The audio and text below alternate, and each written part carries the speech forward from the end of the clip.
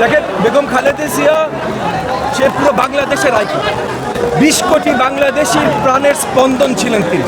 মানে ওনার জানাজার সময় আপনারা দেখেছেন যে বাংলাদেশের ইতিহাসে, আমি তো বলবো বিশ্বের ইতিহাসে, এই ধরনের শোকের সমাগম আর কখনো হয়েছে বলে আমি জানি না।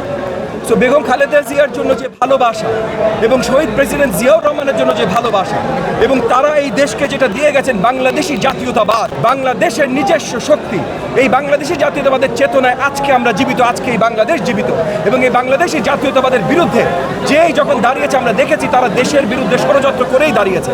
তো সকল ষড়যন্ত্রের হাত চুরমার করে ভেঙে দেবার জন্য আমরা এখন একত্রিত। জনগণ আমাদের সাথে একত্রিত বলে আজকে 6ষ্ঠ দিনেও দেখেন ভিড়ের সমাগম। আমরা আগামী নির্বাচনে এই সমাগমের মাধ্যমেই সবাইকে দেখাতে চাচ্ছি, এবং আগামীতে সবাই জানবে, সবাই দেখবে যে বাংলাদেশের জাতীয়তাবাদ ধানের শীষের জন্য জনগণের কতখানি ভালোবাসা।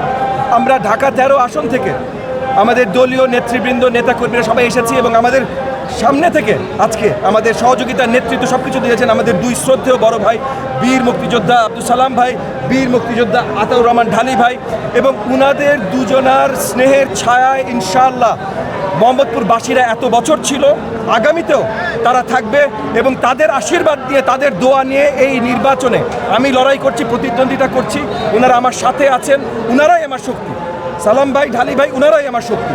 ওনাদেরকে নিয়ে ঢাকা 13 আসন যেমন ইনশাআল্লাহ জনগণের জন্য আমরা জয়যুক্ত করব, একইভাবে সালাম ভাই যেটা বললেন যে পুরো বাংলাদেশ জনাব তারেক রহমানের, মানে বেগম খালেদা জিয়া এবং শহীদ প্রেসিডেন্ট জিয়াউর রহমানের সুযোগ্য সন্তান জনাব তারেক রহমানের নেতৃত্বে পুরো বাংলাদেশকে আমরা বাংলাদেশি জাতীয়তাবাদের আলোকে গুছাবো, সাজাবো ইনশাআল্লাহ।